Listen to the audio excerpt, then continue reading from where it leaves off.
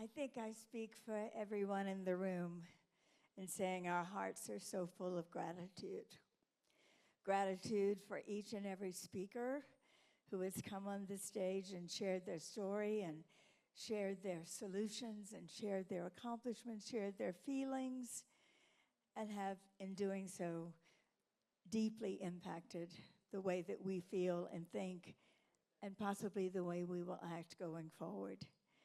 And Catalina, such gratitude for OneFay, which truly is transformative, not just for the privileged and the lucky ones who get to be a part of the program, but for each and every one of us who come into OneFay's life at any part of our lives. So I have a question for the audience. I might need the lights up a little bit just so I can see. There are so many crises that we're all surrounded by, so many global challenges that it's sometimes hard to focus on what we can do and how we can do it. But I'd like to know how many of you believe that among the most urgent of the crises that we're facing as a global community is the nature and climate crisis. The crisis that is changing our weather, that is causing us to lose our biodiversity, that is not restoring the ecosystems necessary for our lives, keeping Mother Earth a habitable planet. Would you stand if you believe this is a crisis? Is it possible to put the lights up so I can see how many are standing? How wonderful and encouraging this is.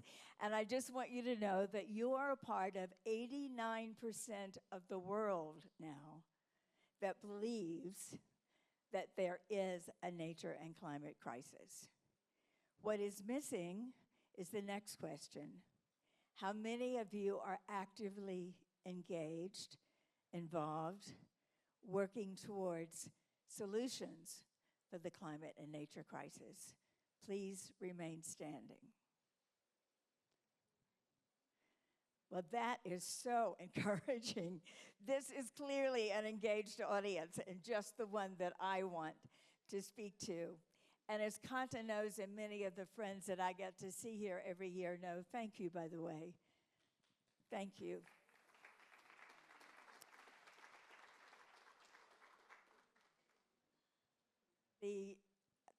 Usually my subject when I'm on this stage or any other has always, throughout most of my 82 years, has been about women and as an advocacy for women's empowerment, women's economic inclusion, women's representation in all kinds and forms of leadership.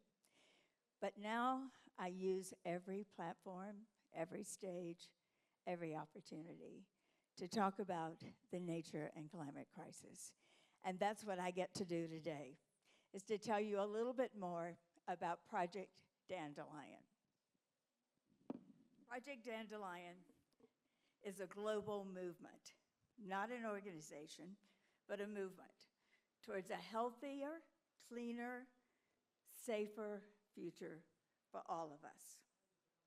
Now, like many of you, I didn't see myself as a climate activist. I really saw myself as a women's advocate to improve the lives of women. So what happened?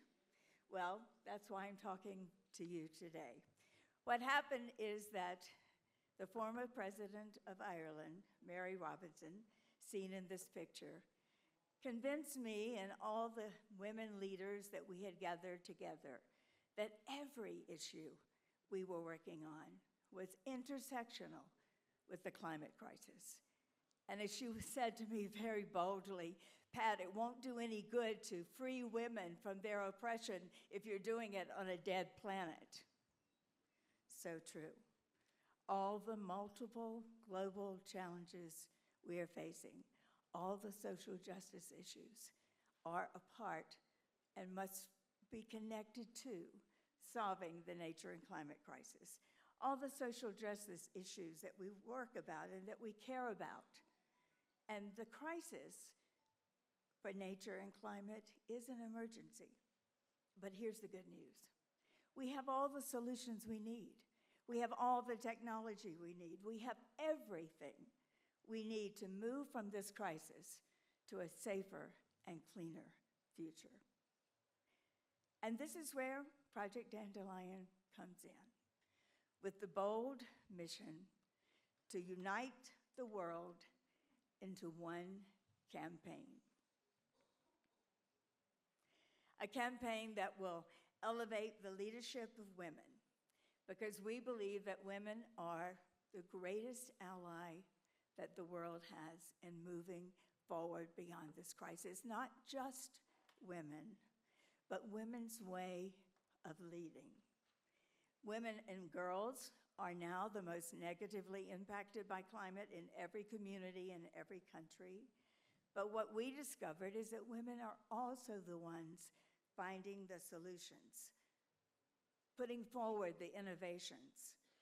And Project Dandelion's mission is to connect them to one another so that their work can be scaled, to amplify their stories as we do on every platform we can find, the solutions that they are doing every day in their communities.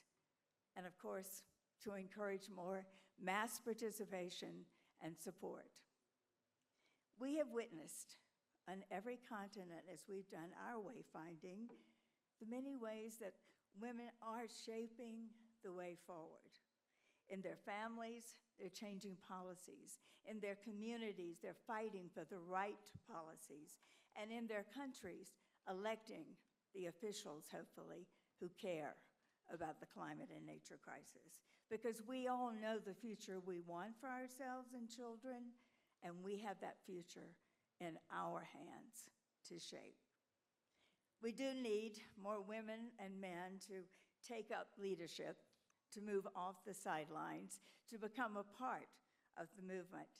And that's why we're seeding more dandelions with the message that each and every one of us has a role to play. Each and every one of us has something that we can do to move forward towards solving this crisis. And Dandelion's goal is 2 billion more, well, at least 2 billion more, to create the kind of public pressure that's needed to engage the government and community officials and everyone in the actions that must be taken. So why Project Dandelion?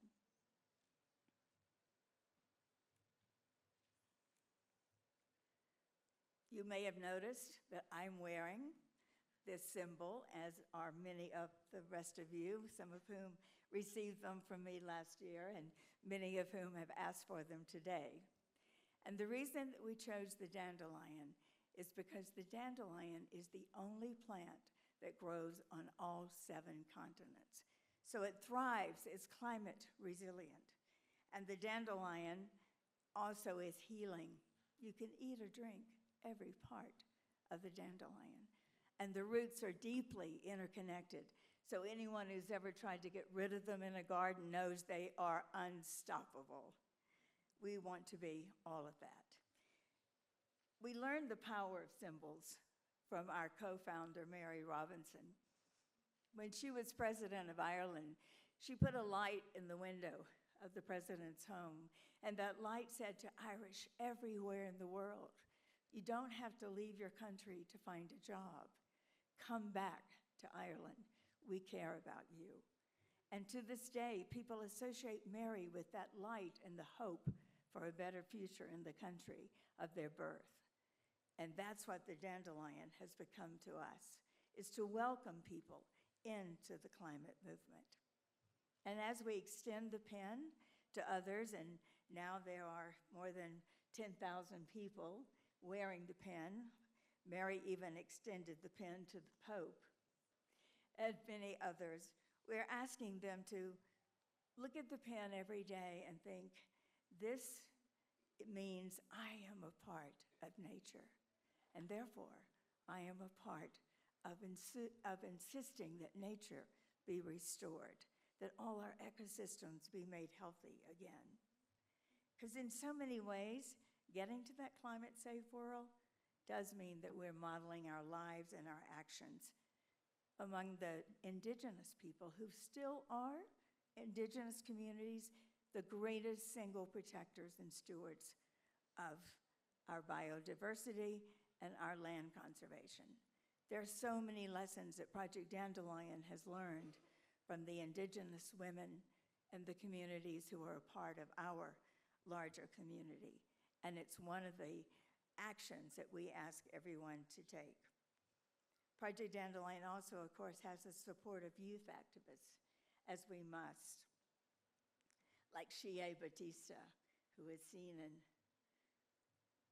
one of these films. You'll see that Mary and I have spread there she is with the Pope, who took the dandelion and said, I'll pin it on later.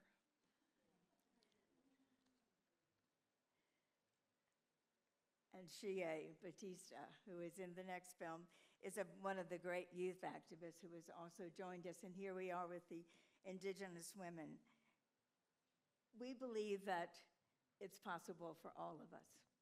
Everyone who picks up a pen and wears it to become a part of our movement is an open invitation. And it simply means that we're making a commitment to make the nature and climate crisis a priority and to do something personal every single day that moves our families and our communities and our world a little closer. And to do it in a way that, like the dandelion, connects us to each other, so deeply interconnected that it can't get rid of us. That is the mission of Project Dandelion, and if you wish to become a part of us, let me show you a video. Our climate is in crisis. I believe we can solve it. I'm clear-eyed about the challenges, and I choose hope. I will be part of the solution. I will share my ideas. Above all, I will act. I am a dandelion. And like a dandelion, I am resilient. I am relentless. I will find any opening. In every path. To make more than the lines. Together, we will build a future Where everyone is safe. From a changing climate. I am a dandelion. I am a dandelion. I am a dandelion. I am a dandelion. I am a dandelion. I'm a dandelion. Are you? I am a dandelion, and I hope that today many more of you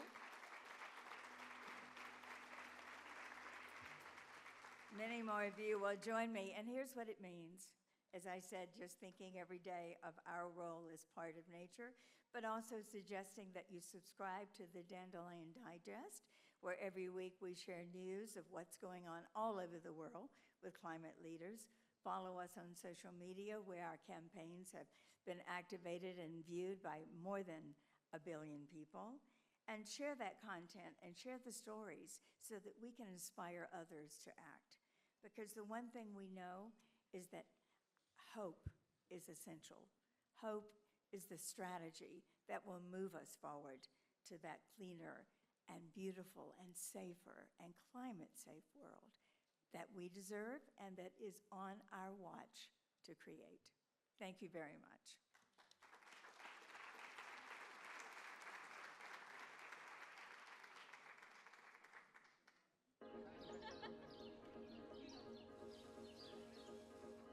El humano es ingenioso, el humano tiene una capacidad de resolver problemas impresionantes. Nos tardamos hasta la 11ª hora que ya está encima la catástrofe para reaccionar, pero tenemos una capacidad de reacción enorme. Ahí está. I was born and raised in this neighborhood. It was a rough coming. No se puede uno producir en nuestras propias tierras.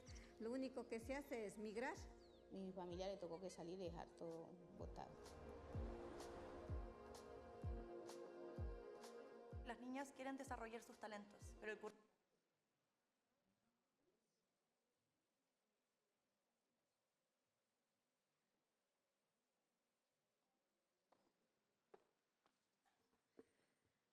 Bueno, y ahora queremos invitar al escenario a las siguientes mujeres. Trish Brown, consultora en temas ambientales, humanitarios, educativos y de salubridad. Adriana Soto, secretaria de Ambiente de Bogotá. María López, líder colombiana en medios, creación de contenido e impacto social, fundadora de Detonante.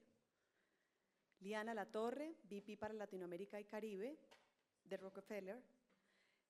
Baser Seidel, director ejecutivo de Oxygen Project. Y quien moderará, Pat Michael. Recibámoslas todas con un fuerte aplauso.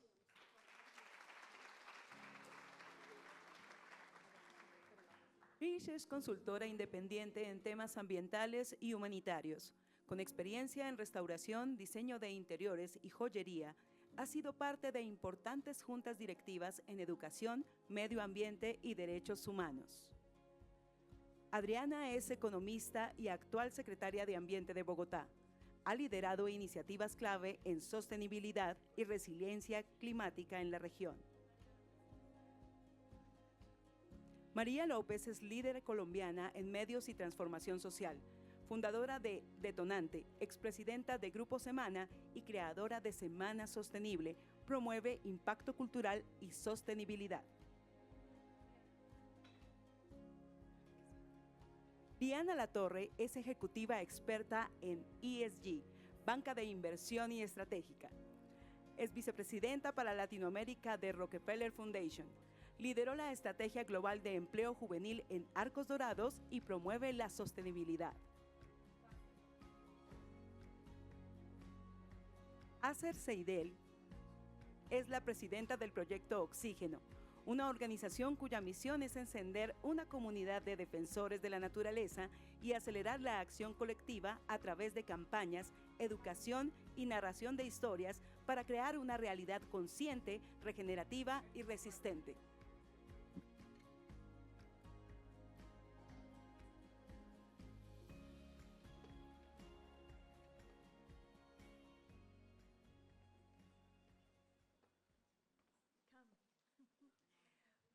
While the panel are taking their seats, we're going to reintroduce the video that started at the end of my keynote because you didn't get to see all of it, and it's such a powerful film.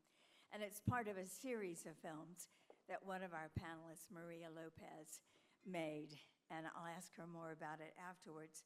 But the importance of films like this is that it's the stories that we share that inspire the hope that leads to the actions that we know are necessary. And Maria's purpose in setting this out was to amplify the stories of the extraordinary work that was going on in Latin America, work that addressed the sustainable development goals, of which climate is a very big one. So I'd like to reintroduce that trailer and have us take a look at it, and then the panel and I will have a conversation about what all these remarkable women are doing for the nature and climate crisis. Thanks for rolling it again.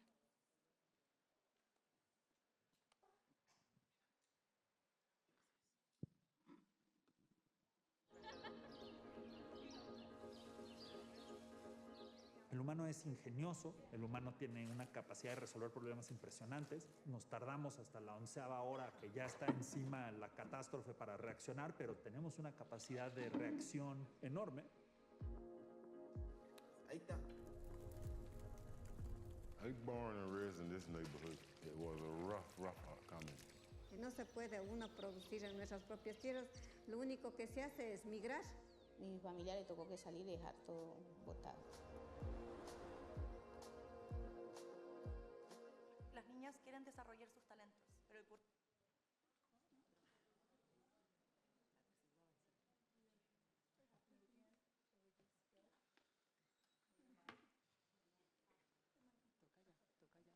Well, you just may have to find those films and watch them somewhere else, and I'm going to ask Maria where we can see them. There are several of them, actually. And so, Maria, I'm going to start with you. I introduced the importance of storytelling, because we know of all things that move people to action, stories are those. And you are telling some incredible stories in this film. So tell us about the purpose of the film and where we might find to see the whole series. Thank you so much. Buenas tardes. Good afternoon. It's an honor for me to be part of this panel with these amazing women that are so inspirational. And thank you, Pat, for leading a movement as important as Project Dandelion. I truly believe that the crisis, the climate crisis, is in essence a power crisis. We need to change those who are making decisions, and we need to change the way we're making those decisions. And certainly having more women sitting at the table is going to change the future of the world. I was born in a family of journalists. I come from a mother and a father who are journalists, from a grandmother who's a journalist. And I grew up understanding the power of storytelling. I truly believe that a good story can change the world. A good story can mobilize. A good story can catalyze so many things. And this beautiful project that you just saw is a documentary series produced by Waterbear, who is an amazing production company, an amazing platform. Some call it the Netflix of environmental film. If you have the opportunity of looking for Waterbear at waterbear.org, it has an enormous library of content created from around the world. And we partnered with Waterbear and with CAF, which is the Green Bank of Latin America, to create a beautiful docuseries that could document the stories of men and women that are changing the world. We hear about climate change. We hear about sustainable development. We hear about the 17 sustainable goals. But when you walk out at the street and you ask someone, what is an SDG? Or how is climate change affecting your life? It's very probable that they will not have a concrete answer. We wanted to bring down to the roots. We wanted to show people how SDGs go into action through the stories of men and women that are resilient, creative, and that through their daily projects are changing the world. So that's what the series is about. We just launched it. Please look for it on YouTube at Waterbear. The 3 first episodes are on water, food security, and gender equality, and you will find inspirational stories. Thank you, Maria. And I had the privilege of seeing them in Cali during the Biodiversity Cup, and they really are powerful. You do want to go out and do something right away. And you mentioned 3 of the most interconnected issues for all of us, the water challenge and food security. We know, again, that women are producing most of the world's food, many smallholder farmers. But much of this work, much of the policy changes that are necessary are happening at the city level, not at the national government level, not nearly enough, as we know. And Adriana Soto, you are the Secretary of the Environment for the city of Bogotá and have been doing this work now for more than a year. And Bogotá is a great example of addressing many of the issues of the climate crisis. So share those with us. Well, thank you, Pat. Voy a hablar en español porque nos encontramos en Bogotá y quisiera que el mensaje que vamos a dar acá llegue a toda la ciudad también. Entonces, si me lo permites, Pat, voy a hablar en español. En efecto, las ciudades son el centro de solución para abordar la triple crisis: la crisis de contaminación, la crisis de pérdida de biodiversidad y la crisis climática. Pérdida de biodiversidad, polución y crisis climática son caras de una misma moneda. De manera que cuando estamos hablando de resolver la crisis de la polución o la crisis de pérdida de biodiversidad, estamos encaminándonos hacia la solución de la crisis climática. Y en ese sentido, en Bogotá estamos abordando esta problemática desde 3 frentes, desde el frente de los suelos, el agua y el aire. Desde el punto de vista suelos hay una estrategia fundamental. Pat, cuando llegamos hace año y medio a esta administración, a este gobierno, nos recibió la crisis climática. Tuvimos unos incendios en los cerros orientales, y los cerros orientales son el punto de referencia para cualquiera que vive aquí en Bogotá o la visita. Es nuestro punto de referencia. Verlos incendiándose fue realmente impactante y fue un recordatorio de hacia dónde deberíamos priorizar nuestra agenda de política pública. Fueron 3 semanas, casi un mes, de incendios permanentes y que por supuesto llevaron a que tuviéramos contaminación del aire por cuenta de estos incendios justo en la zona de la ciudad donde vive la población más vulnerable. El material particulado que se generó en los incendios en los cerros orientales por la dinámica de vientos que tuvimos en esa época fluyó hacia el suroccidente de la ciudad, que es donde viven las personas más pobres de la ciudad y sobre todo mujeres y niños. Entonces, nuestra estrategia de suelos tiene como prioridad la restauración ecológica de los cerros orientales, que son unos cerros muy vulnerables porque fueron sembrados históricamente con especies forestales que son propensas al fuego, pinos, eucaliptos e incluso especies invasoras como el retamo espinoso. Y así es como está configurado. Entonces, nuestra tarea es restaurar 1.300 hectáreas, es decir, cerca del 10% del área de los cerros orientales. Esto es 26 veces más de lo que han hecho anteriores administraciones en Bogotá, porque la crisis climática así lo exige. Tenemos que reconvertir los cerros orientales y sembrarlos con especies nativas para que los cerros orientales sean mucho más resilientes al fuego, mucho más resilientes a las lluvias torrenciales que afectan a la población vulnerable, pero también para que esto nos contribuya a mejorar la calidad del aire, a ser menos vulnerable al fuego en el suroccidente de la ciudad. La restauración. Thank you for your leadership, Adriana. We'll come back at the end because we know that there takes many players to really effectively solve this crisis in a just and equitable way. It takes government, it takes individuals and communities. It also takes philanthropy. Because often the funding that's necessary to fund the projects that take these actions forward come from the philanthropic sector. And the Rockefeller Foundation has been a very powerful player here. They have stepped up over and over and over again to address the issues and to fund many of the innovations in Latin America and around the world. But the good news here in Latin America is the Rockefeller Foundation has a new advocate and a new leader. Liana Latorre has come to Bogotá and is vice president of the Rockefeller Foundation for Latin America and the Caribbean. Liana, having you here is such good news. We're grateful for your presence and very eager to hear what you're thinking so far in terms of your work and the nature and climate crisis and the Rockefeller Foundation's commitment. Thank you, Pat. Thank you all. Thank you, Catalina, and thank you for the invitation. And I'm also going to switch it to Spanish because we're here in Bogotá, if you allowed me. Bueno, lo primero, muy contenta de poder estar acá con ustedes. Como lo mencionó Pat, Rockefeller lleva muchos años trabajando en Latinoamérica y el Caribe, pero decide volver con una presencia presencial y yo estoy muy honrada de ser la persona que va a liderar un equipo que va a estar basado para 33 países aquí en Bogotá. El tema de cambio climático y de todos sus adyacentes ha sido siempre el corazón y el pulmón de nuestra fundación y como yo siempre lo digo, puede ser o la sombrilla o la base de todo lo que hacemos a nivel global.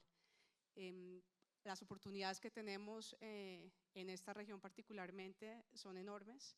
Hay un trabajo que ya se viene haciendo hace 40 años, muy focalizado en ciertas iniciativas o en ciertas partes de nuestra región. Y la idea de la llegada de esta oficina presencial es un poco darle esa visión regional hacia un tema que nos compete a todos, que nos impacta a todos, y donde yo en este proceso que hemos estado haciendo de identificar todas las oportunidades y también las problemáticas, vemos que el rol de la mujer es crítico y fundamental en cómo acelerar, cómo escalar o cómo presionar las posibles soluciones que podamos tener, porque al final todo te lleva a un impacto climático, con unas consecuencias que van en todas las necesidades y en todos los derechos básicos que los seres humanos tienen y que no se pueden cumplir. En el video que estabas tú mostrando de Dandelion Project, del cual Pat estuvo hace unos meses en nuestro centro de Velayo, de Rockefeller, es ver esa conexión entre cómo todas las problemáticas sociales en este momento están teniendo un centro en el clima. Y para mí ha sido gratificante, digo, porque en el pasado he trabajado en temas de educación, en temas de empleo juvenil, en temas de emprendimiento de mujeres, pero es ver cómo ahí empieza a radicar todo un tema de falta de educación, de falta de oportunidades, y yo creo que hay un papel y un rol muy importante de las mujeres, sobre todo en nuestra región, de cómo liderar esas acciones y cómo ayudar a que esas soluciones escalen, que es un poco el rol que tiene Rockefeller. No llegar a inventar, no llegar a hacer cosas nuevas, es llegar, y esa es nuestra misión en esta región, es llegar a apoyar, a trabajar con quienes ya han empezado un camino en temas climáticos y a poder escalar las soluciones. Such good news, Liana, and it's no surprise to those of us who are working in climate that the Rockefeller Foundation saw the importance of investing even more in Latin America, because it is here that solutions on the ground seem to be scaling fast, and where there is a community of people, as we witnessed in this auditorium today, who are eager for the solutions and who are working, many of you, on the innovations and entrepreneur initiatives that are seeking to solve the crisis. So welcome, and we'll come back for maybe more specifics. I know you just arrived into this office and are developing the strategies, but knowing that the Rockefeller Foundation and its resources is committed to being a player, and a very important player at the table as we move towards this cleaner future. One of the things you hear about all the time with climate is we're losing we have too many endangered species, more than 1,000, I think, this last year, and how important biodiversity is. And now you still find people saying, but exactly what is biodiversity? And of course, the person who can help us understand that is Trish Malloch Brown. She's the chair of the Biodiversity International Board, as well as an educator, a humanitarian, and well-known throughout the world for her work for social justice issues. Trish, maybe you'll tell us more about a research facility that is doing the science that is behind all the work that we are then taking forward. Thank you, Pat. Yes, and I thank you, everyone. It's a pleasure to be here with such an esteemed panel and all the speeches this morning. I mean, talk about inspiration. I've asked them to just put up a few slides, because this is always a question, you know, what is biodiversity, or what is the science around it, and how can I connect? I mean, so this is CIAT, which is a campus that's based right outside of Cali, Colombia, in Palmera, and it was actually built by the Rockefeller Foundation. So I can thank my fellow panelists and her forebearers for this. But it's an incredible campus on 500 hectares. And it's the combination of I work on the fundraising and charity raising side of it, but then we have CIAT, which is based here. If you want to change to the next slide, please. And this, as my family says, is my happy space. And one of the reasons why I do what I do. And this incredible gem and this campus belongs to all of you. It belongs to all of us. This campus we built a few years ago. Thank you. We built a few years ago Future Seeds, which houses all the genetic resources for the forages, for cassava, for rice, for beans, for, we also have their inside and outside, and it's all for Latin America. We also have banana germplasm there, and we're moving more open. And in this facility, we have 67,000 species. And why is this important? This building itself is an incredible facility where there's no impact on the earth. But when you look at it, and if we could get closer up to it, which I can't do, but if you look in, the labs are also that we can see what they're doing inside. So they're bringing nature, what they're taking from outside in, they're preserving it, they're studying it, they're sharing it with us for our generation, for future generations to come, but then they're also planting it outside so that they can see, are they resilient? What is happening? What is happening with this variety? What is happening with the wild variety? And what will that mean for today and for tomorrow? So it's the food security. We all like to eat, And we need secure sources of food, not just here, but around the world.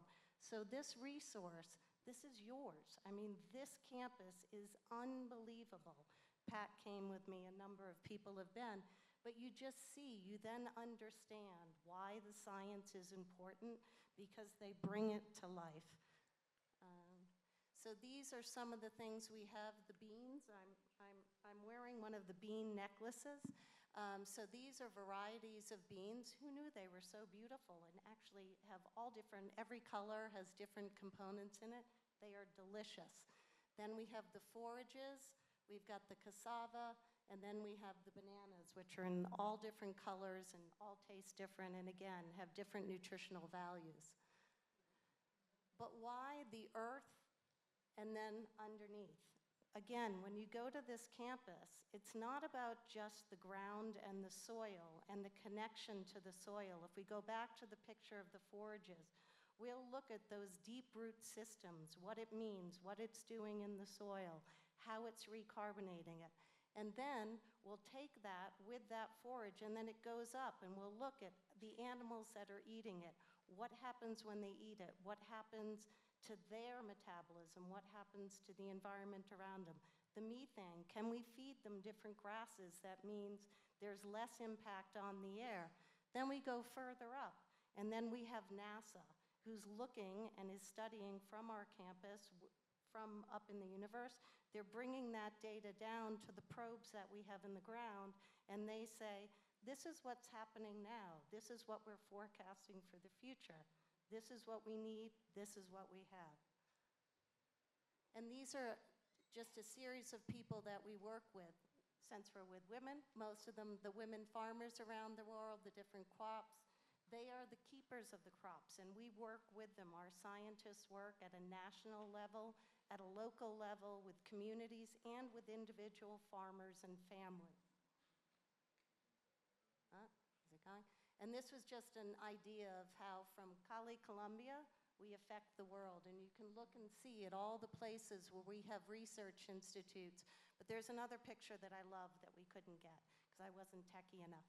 But it's from where all the seeds from here go all over the world. And there are instances where we, for instance, with the cassava, in Africa, there was a blight. They were about to lose the whole cassava yields for not just 1 year, but it was being decimated. We found in the collections, by looking back, collections from here, 2 different varieties that were naturally resistant, and that saved a continent worth of food, all from 2 Colombian varieties. Around the world, this is where we work, and thank you. So I invite you all, I hope you can all come and visit us, because all of the work that everyone is doing is what we're doing on this campus. I just have to add my encouragement. I meant what I said about Latin America leading the way. In Colombia, so much is happening here. And when we were at Cali at the Biodiversity COP, Trish invited us to go. I was just blown away to think this work, this science is going on right here in this country. From soil to the ocean to the sky, every problem that we're facing, they're finding the solutions. So what great news this is. And this is the kind of news that I think inspires people to go and do stuff. This young woman who's sitting next to me had no choice about being a climate activist. She comes from a family of climate activists and environmentalists. But she found her own way. And her way was to look at one of the great natural resources that we must protect and that we are not protecting. And we are losing so much of what's important about our oceans. And it began, of course, with thinking about how the oceans contribute to the fact that we breathe oxygen thanks to the oceans. So I love introducing my granddaughter, Vassar Seidel.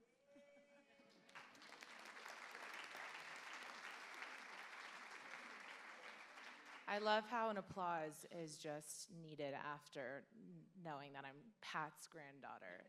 It's really the honor of my lifetime.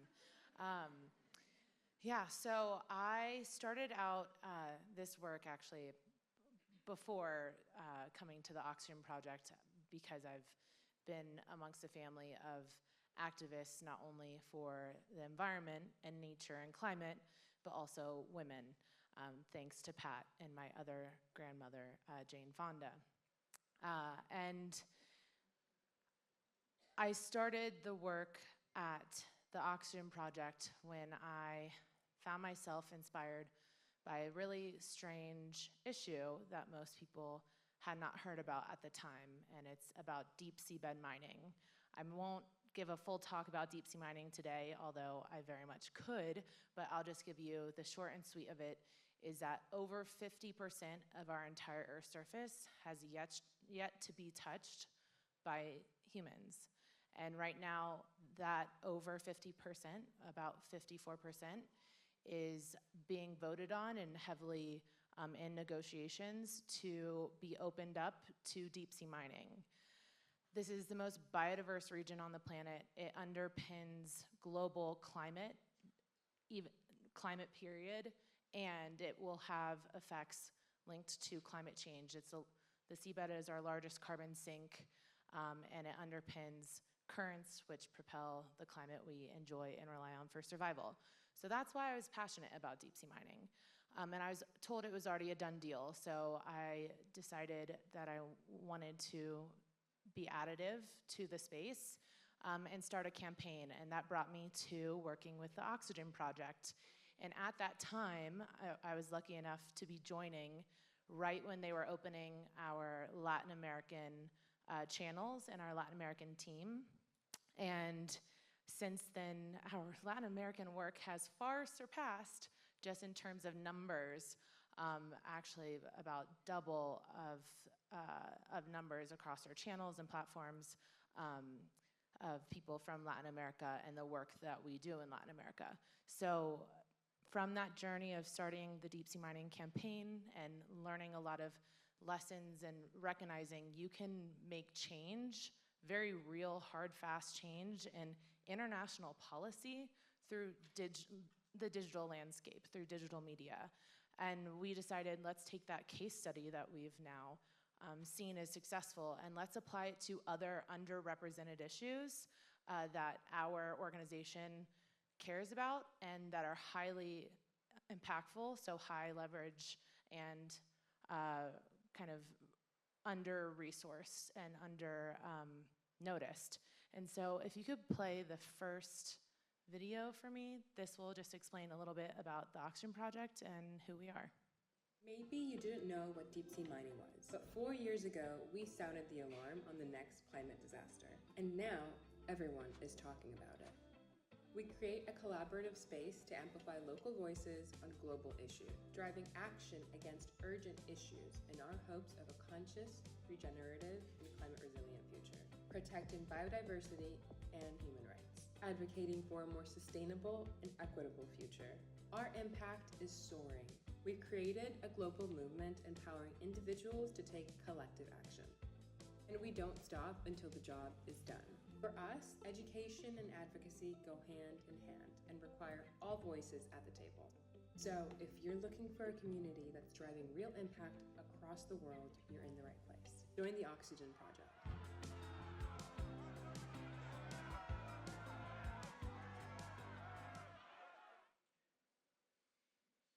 So how we do our work is we really focus on 3 pillars, and one is innovative education, where we run curriculum and workshops for leaders around the world, and we do everything in Spanish and English, so half of those programs are in Spanish. We do innovative campaigns, like I mentioned with deep sea mining. Also, we do a lot of Defend the Defender work that actually stemmed out of our curriculum in Spanish of onboarding climate leaders into the climate movement. And we realized very quickly that a lot of those leaders were receiving death threats.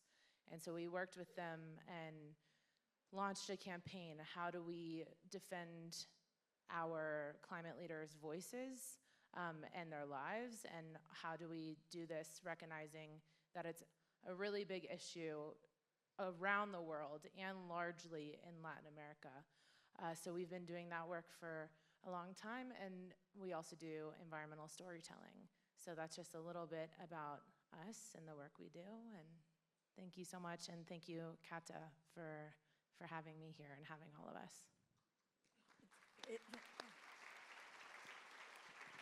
It's certainly no surprise to me, and I'm sure it isn't to the rest of you, that it would be this generation who would realize the power of the digital landscape. And what the Oxygen Project has done, and I've witnessed, is use all of the tools of social media, all of the ways that you can tell stories that are engaging millions of people around the world. And we all need to take what you know and apply it, because when we look at the multi-pronged polycrisis that is represented by nature and climate, often what keeps us from moving forward is not knowing where to put our resources, not knowing where to put our energies, our funding, our actions. I always think about that in terms of the philanthropic community, Liana. How do you prioritize, and how are you prioritizing in terms of your work here? Okay, so básicamente la oficina ha vuelto y me encanta escuchar de Trish decía, porque es quizás uno de los grandes ejemplos de cómo en los años 50 o 60 un esfuerzo filantrópico se vuelve un legado, y es algo que hoy seguimos empleando. Es uno de los anchors o proyectos ancla nuestros en la región, con una base científica muy fuerte. Rockefeller basa mucho de sus estudios, de sus iniciativas en información, lo que llamamos el data driven, en una base científica, porque finalmente son los números o esa información la que nos permite amplificar un impacto. CIAT es un excelente ejemplo de eso, que inicia como un proyecto netamente científico en temas de agricultura, y hoy en día podemos decir, por lo que Trish nos ha compartido y por lo que conocemos, que se ha vuelto un centro de muchos más temas que tienen que ver con clima, agricultura regenerativa, nutrición, por supuesto el tema científico de semillas, seguridad alimentaria, impacto en la tierra, no solo agricultura regenerativa, pero agricultura como tal. Entonces, es gratificante desde la filantropía ver, y creo que ese es el gran reto, escoger cosas que perduren en el tiempo, que sean más que un proyecto más, o que un grant más, o que una donación más.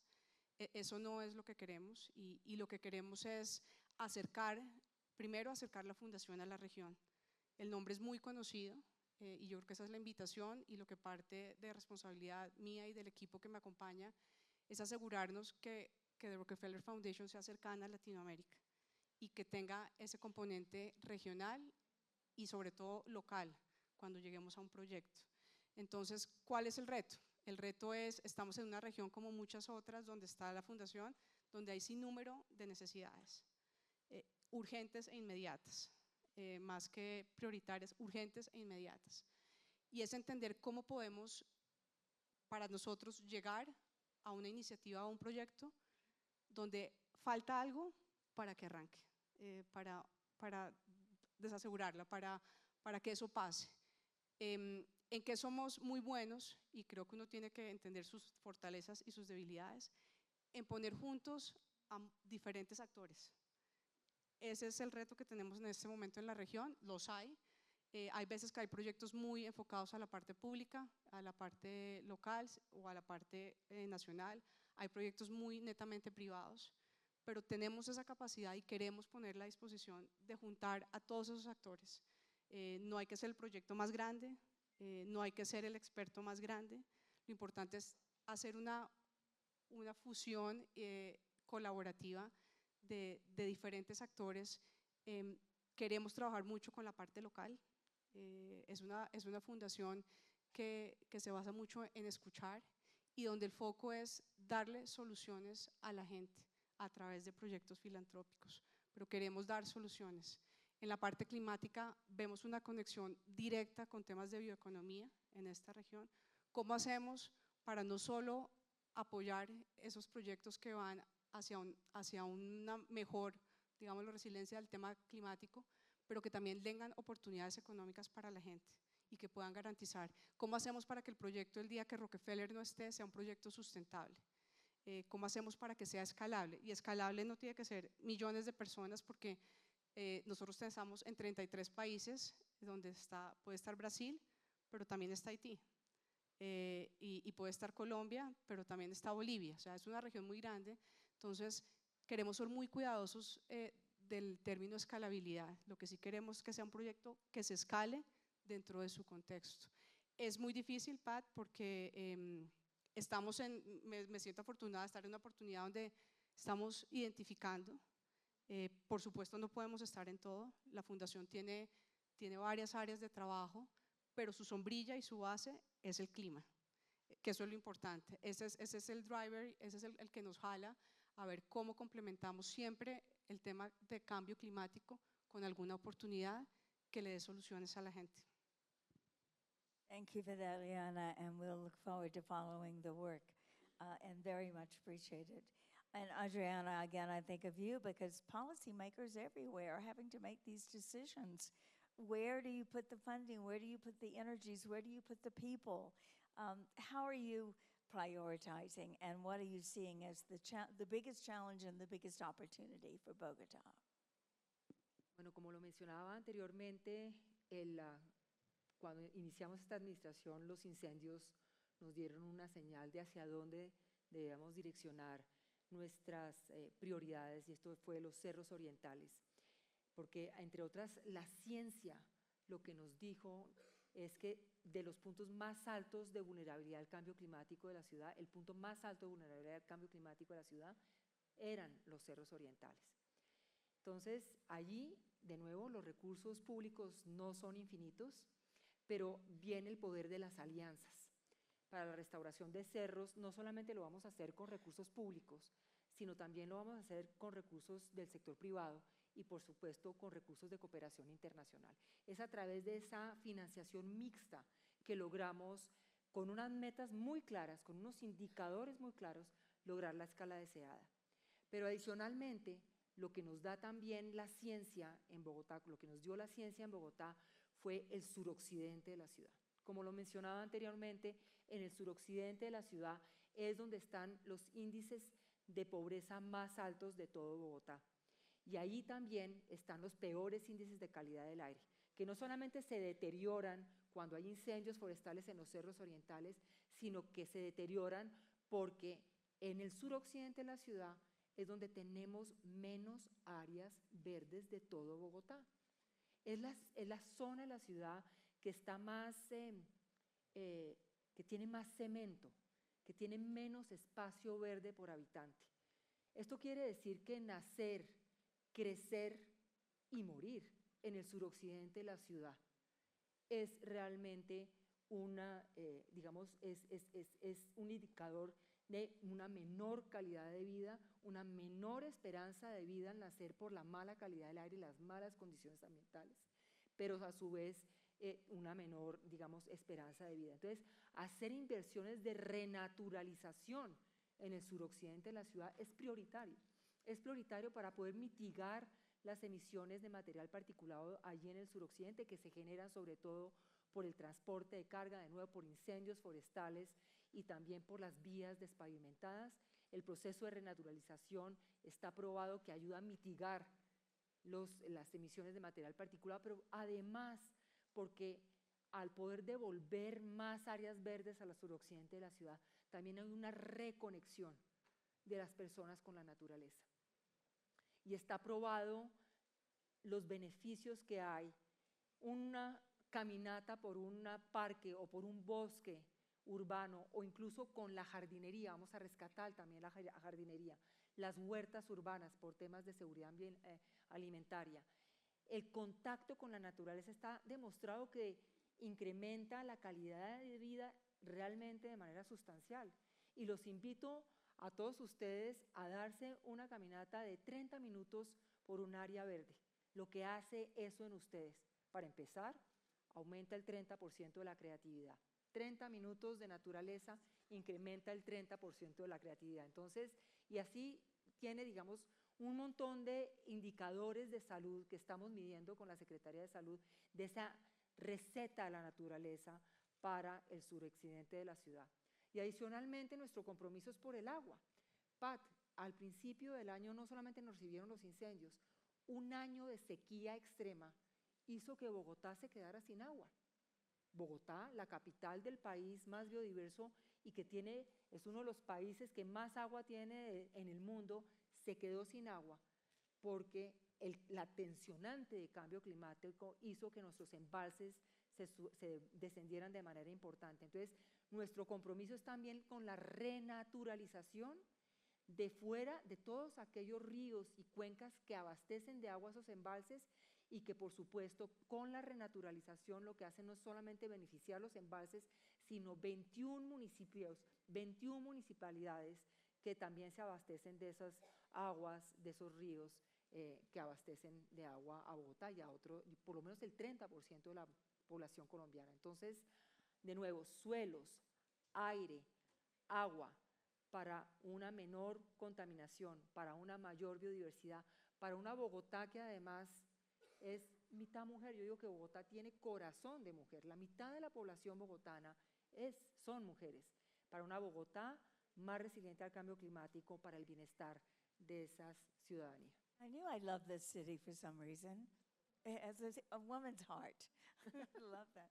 And thank you for reiterating again, every issue is a climate issue. That's one takeaway I hope everyone leaves with, along with the fact that there is so much science behind all of that.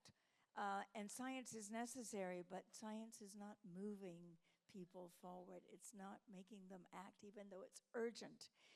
And that's where your storytelling comes in, Maria. And telling the stories, finding the breakthrough narratives. How are we doing on that?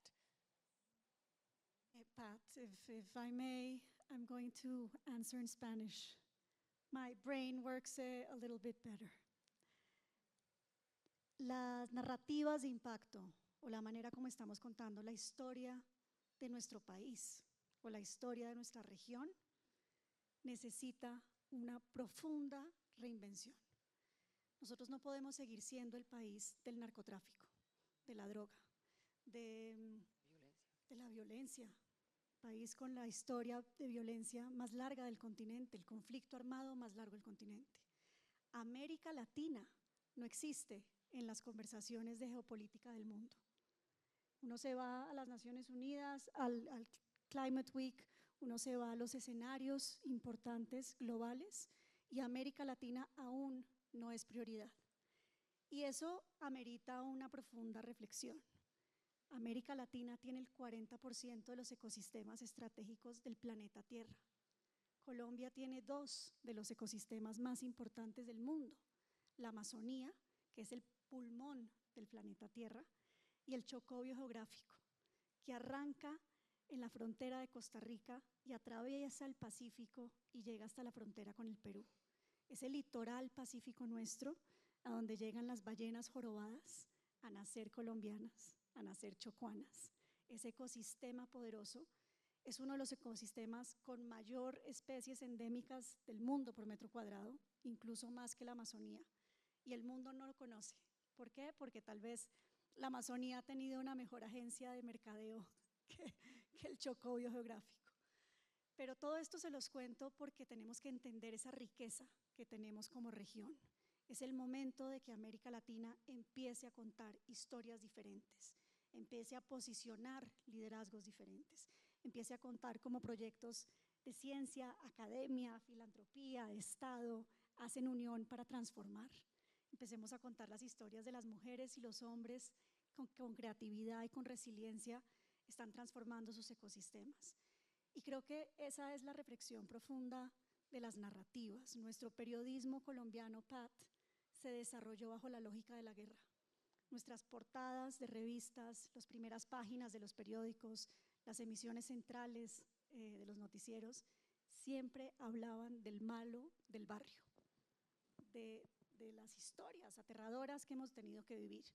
Pero también, y seguramente muchos de ustedes crecieron con un programa que a mí me marcó la vida, y fue Naturalia. ¿Cuántas personas de aquí crecieron viendo Naturalia. Bueno, Naturalia fue el primer programa ambiental de América Latina. Fue fundado y creado por mi abuela, Gloria Valencia de Castaño, y ella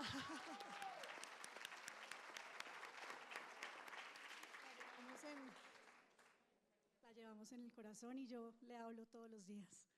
Pero ella fue quien me enseñó sobre las narrativas. Ella fue la que me enseñó a hacer storytelling. Ella fue la que me enseñó el poder de contar la historia de los animales y los animales en la historia. Y creo que como colombianos, como colombianas, como latinoamericanos, tenemos que entender que en lo que somos mejores es en la biodiversidad que albergan nuestros ecosistemas y que la biodiversidad es el único campeón que puede batallar contra el cambio climático. Y necesitamos mujeres, más mujeres tomando decisiones, más mujeres escribiendo historias, más mujeres inspirando y tomando decisiones para que esta narrativa se vuelva un movimiento que inspire, que reimagine y que regenere nuestro planeta. Muchas gracias.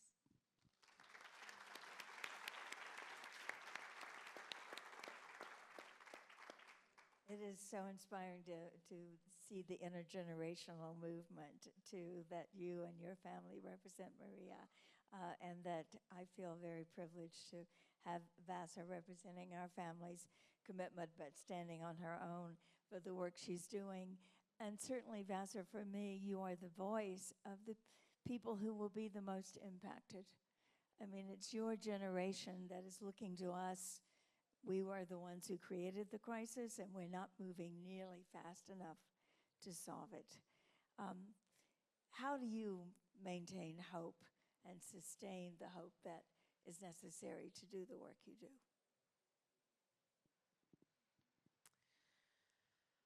Okay, this is a big question because I think a lot of people might have a different answer for this, but for me, I believe hope is a choice. And especially in the context of being an American and in the US right now, it's a very active choice that I am waking up and reminding myself that I have hope. And it's in the work. If you get out of the chatter and the narrative, which is very real, and there's also other realities that are happening on this planet right now that are hopeful and are moving progress forward. And so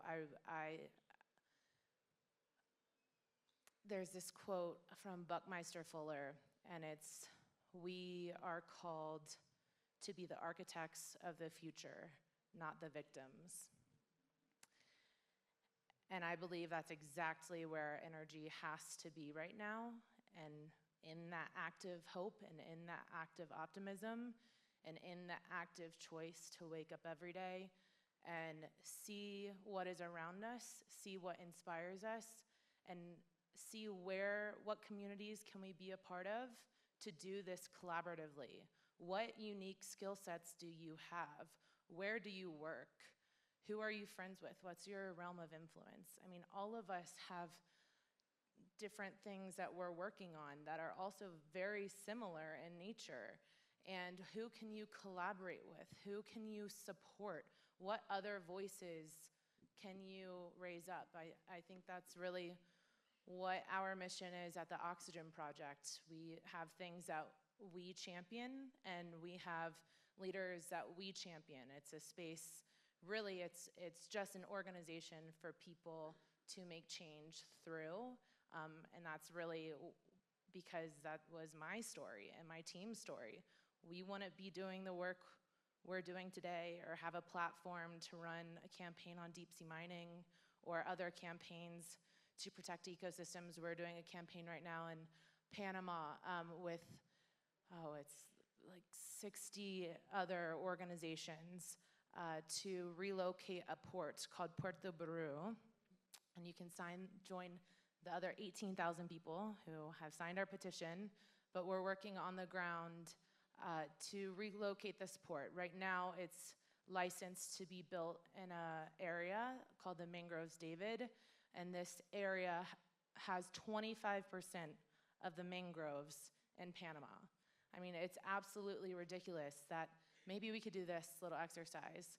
How many people think we have over 5 years, by a show of hands, till we surpass the tipping point of being able to take action on climate change? Could I get a show of hands if you think it's over 5 years? Over 5 years. Okay, what about if it is 5 years? Can I get a show of hands? Okay. Can I get a show of hands for people who think it's under 5 years? So it's 4 years and 84 days as of today, per the climate clock, per how many parts per million of CO2 we have in our atmosphere. That's a blink of an eye. I mean, I was sitting next to a paleontologist at dinner the other night, and he's almost laughing at the time scale that we have absolutely, and I'm sorry, because I'm, 100 per my 23andMe, I'm 100% Northern European, and knowing that this is really where climate collapse has stemmed from. And that's why I think it's so important to me, and I know my family, that we, especially in this 4 years, do everything we can within our realm of influence to uplift other voices, other cultures who are proximate to the work. I mean, look at, we're in Latin America, we're in Colombia, like one of the most biodiverse places, if not the most biodiverse square mile, alongside the deep sea, I will say, on the planet. And especially coming from the global north, we have a responsibility to tell the stories, to uplift people telling their own stories, to uplift this work, to uplift this region, because these really are the countries and the people who've done a great job at protecting your ecosystems, and now the rest of the world is reliant on you continuing to do so. So how do we collaborate? How do we support? And if I could just quickly share my 30-second video on a project that we're doing. Well, we've gotten the final finish stop sign. Kata, can we take the extra minute?